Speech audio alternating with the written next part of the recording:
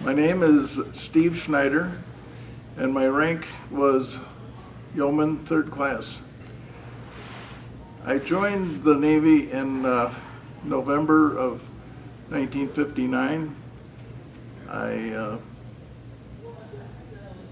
just liked the idea of serving my country, and I joined up at that time, and I went to Great Lakes Naval Training Center in Illinois. Well, we had to do firefighting, damage control, of course, marching and doing following commands and all that. So after that, I went to they sent me to the Brooklyn Navy Yard, and that's where I picked up the ship.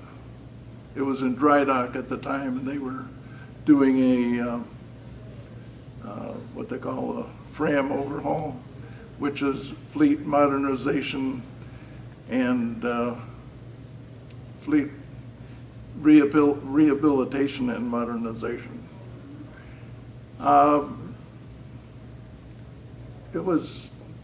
It was quite a, walking into the Navy Yard and seeing the ships there. It was, this, of course, it was in dry dock and up on supports all the way. It was, out of the water basically. And it was, a time to see the underneath the bottom of the ship exposed, and the two giant propellers and all that. So it was a good learning experience. Well, at first I chip paint and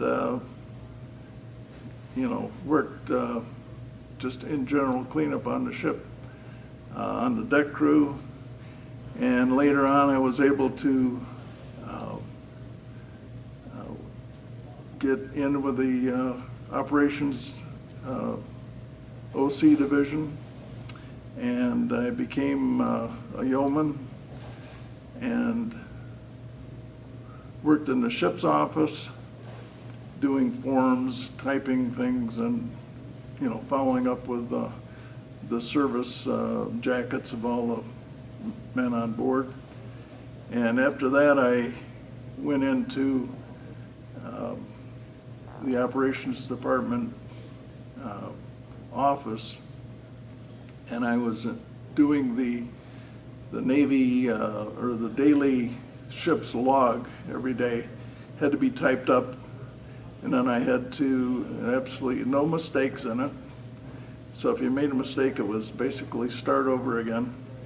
And every 4 hours there was a watch, and they had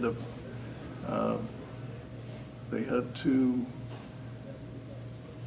record everything, every movement of the ship. Anything that was important during that watch had to be recorded.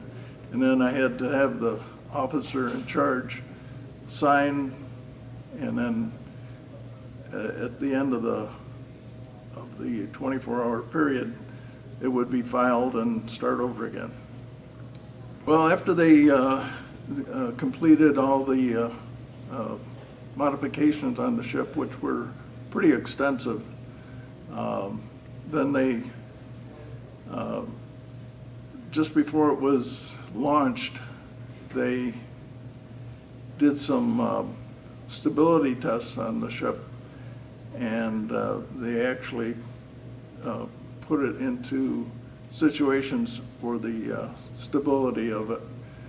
And then with the dry dock was flooded, the ship was floated out, and we set sail.